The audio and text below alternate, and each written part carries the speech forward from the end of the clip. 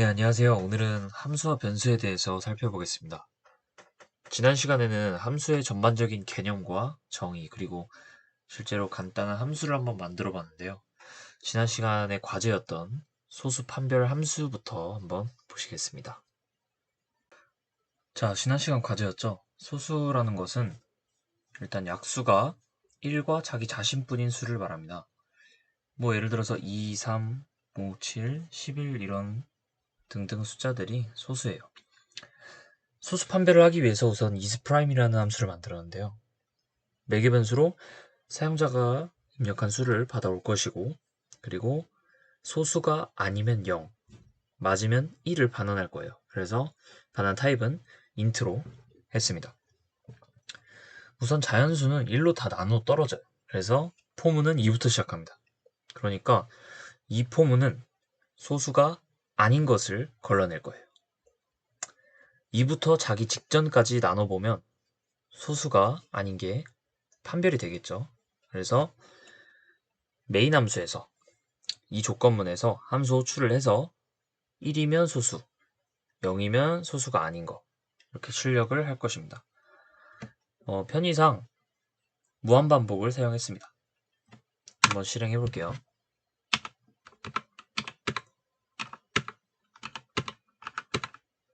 잘 나오죠? 자, 됐습니다. 이제 오늘 본격적인 내용 한번 시작해 볼게요. 자, 오늘은 함수와 변수입니다. 제목처럼 함수와 변수가 어떤 관계가 있는지 살펴볼 것이고요. 그리고 변수의 범위, 그리고 특정 함수가 자기 자신을 호출했을 때 과연 어떻게 되는지 내용을 한번 살펴보겠습니다. 우선 변수의 범위인데요. 우리가 그동안에 변수 선언을 계속 해왔고 사용했는데 우리는 그동안 메인 함수 내에서 또는 특정 함수 내에서 변수 선언을 해서 사용했습니다. 즉, 그 함수라는 집 안에서만 사용할 수 있는 변수가 됐었어요. 그것을 로컬 변수, 지역 변수라고 합니다. 말 그대로 그 지역에서만 사용이 가능한 변수가 되겠죠.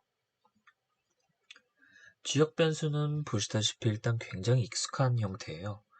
일단 x는 여기 이 서브라는 함수에서 계속 사용할 수 있는 변수가 되겠죠. 다만 이 while문이 시작을 할 때 선언하는 이 y라는 변수는 while 내에서 선언되기 때문에 해당 범위가 굉장히 제한되겠죠. 뭐 이름이 같은 변수라면 한 함수 내에서 여러 번 사용하는 것은 뭐 당연히 문제가 있겠지만 다른 함수라면 상관없겠죠. 왜냐면 다른 집에 나랑 동명이인이 있을 수도 있으니까 그런 같은 원리예요. 뭐 지역 변수의 예제라고 하면은 별거 없는 게 우리가 사용했던 모든 것들, 그동안에 짜왔던 프로그램들이 다 예제가 될 수 있어요. 우리가 배운 파라미터도 자, 지역 변수가 되겠죠. 여기 int 카운터가 다른 함수에도 똑같이 선언되어 있지 않는 이상 여기 inc라는 이 함수에서만 사용할 수 있는 일종의 지역 변수입니다. 자, 다음은 글로벌 변수, 전역 변수인데요. 말 그대로 한 소스 파일 내에서 어디서든지 사용 가능한 변수입니다. 그렇기 때문에 우리가 그동안 지역 변수를 사용할 때 함수 내부에서 선언을 했었죠. 근데 이제는 전역 변수는 그 반대로 외부에다가 선언을 할 겁니다.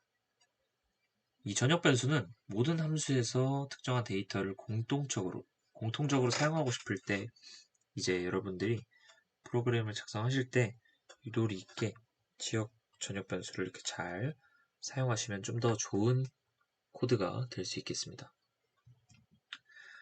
전역 변수의 초기 값은 지역 변수랑은 다르게 0입니다. 지역 변수는 변수를 선언한 뒤에 초기화를 따로 해주지 않으면 그 변수에는 쓰레기 값이 들어가 있을 거예요. 하지만 전역 변수는 이 코드에서 보시다시피 초기화 작업이 따로 없으면 초기 값은 0입니다. 자, 다음은 연결이라는 내용인데요. 우리가 전역 변수는 한 소스 파일 내에서 다 사용할 수 있었죠. 그렇다면 다른 소스에 있는 변수를 또 다른 소스로 가져오고 싶을 때 어떻게 하면 좋을까요? 그것은 이 extern이라는 키워드를 사용해서 사용할 소스 파일에 여기 예를 들어서 install int global 이런 형태로 선언을 하면 이 그림처럼 파일 2에 있는 이 글로벌 변수를 연결해서 사용할 수 있습니다. 이것의 예시로는 다음과 같습니다. 자, 이제 마지막으로 recursion, 순환입니다. 여러분들 함수 강의 들으시면서 의문을 가지실 수 있어요. 만약에 함수 내에서 자기 자신을 호출하면 어떻게 될까? 이제 이러한 프로그래밍 기법을 순환이라고 합니다. 순환은 이제 정말 많은 문제에서 효과적으로 사용할 수 있고 실제로 자료 구조라는 내용에서도 굉장히 핵심적인 부분을 자리하고 있기 때문에 꼭 기억해야 되고 복습 많이 하셔야 됩니다. 이제 지난 영상에서 실습 중에 팩토리얼 함수가 있었죠. 다만 이제 포문을 사용해서 구현을 했었죠. 그렇지만 자기 자신을 호출할 때 만약에 매개를 1씩 줄여서 곱해 나가면 어떨까요? 뭐 지금은 이해가 안 되실 수 있으니까 같이 한번 실습해 볼게요. 각자 개발 환경을 켜주세요. 자, 앞서 언급한 아이디어로 한번 순환적인 팩토리얼을 구현을 해볼게요. 자, 근데 본격적으로 이제 짜기 전에 아마 자기 자신을 계속 호출하다 보면 어떤 문제가 발생할 텐데요. 어떤 문제가 발생할까요? 한번 생각해 보세요. 만약에 자기 자신을 계속 호출을 한다면 이게 자기 자신을 호출하면 또 그 자기 자신으로 들어가고 이런 식으로 무한정 호출을 할 테고 결국에는 굉장히 큰 오류가 발생할 텐데요. 즉 만약에 팩토리얼이라면 예를 들어서 int 팩토리얼이라는 함수를 만들 텐데요. 이러한 조건문이 꼭 들어가줘야 됩니다. 즉 이것을 통해서 순환을 멈춰줘야 돼요. 순환 함수는 꼭 멈추는 부분이 필요하다는 거 꼭 기억해 주세요. 왜냐하면 이 부분 같은 경우에는 팩토리얼은 자기 자신부터 1까지 이렇게 1씩 줄여가면서 곱해 나가는 거죠. 그래서 1일 때는 멈추게끔 이렇게 만들어줘야 됩니다. 나머지 부분은 return n부터 시작해서 이 팩토리얼을 또 호출을 할 거예요.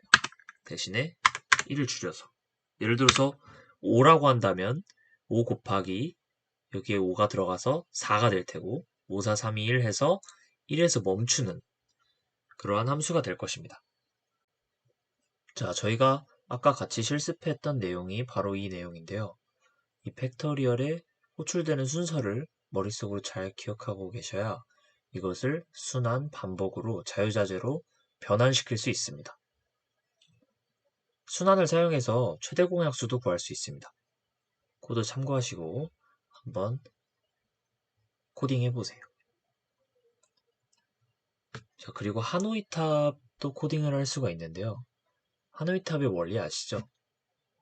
우선 하나의 원판만 이동할 수 있고 맨 위에 있는 것만 이동할 수 있죠. 그리고 이 크기도 굉장히 중요하죠. 자기보다 더 큰 게 위로 올라갈 수 없다는 거. 이것을 순환 구조로 표현을 하면 다음과 같습니다. 이것을 잘 보시고 이 순환 구조가 어떻게 진행되는지 한번 손으로 따라가 보세요. 자, 과제인데요. 먼저 int pivot라는 함수를 직접 작성해서 피보나치 수열을 만드는 것입니다. 0부터 500까지 출력되게끔 대신에 반복 구조, 반복문을 사용해서 만들어주세요. 피보나치 수열을 다 아시겠지만 모르시는 분들도 있을 테니까 설명을 간단하게 해드리자면 수학자인 피보나치가 발견한 수열로 이제 한 쌍의 토끼가 번식하는 상황을 수열로 만든 것이라고 합니다. 그래서 이것의 원리가 어떻게 되냐면 피보나치 수열은 앞에 두 숫자를 더해서 그 뒤에 숫자를 만드는 거예요.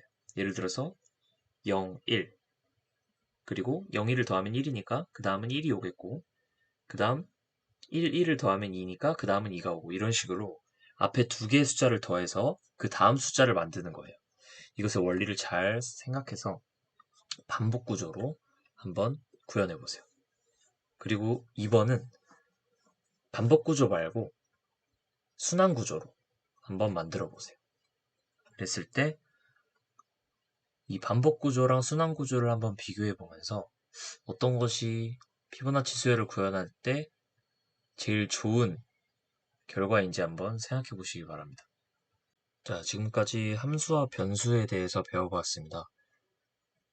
함수 파트를 수업을 2번 한 만큼 굉장히 중요한 파트니까요. 복습 많이 하시고 궁금한 점이나 고칠 점이 있으면 댓글로 피드백해 주세요. 감사합니다.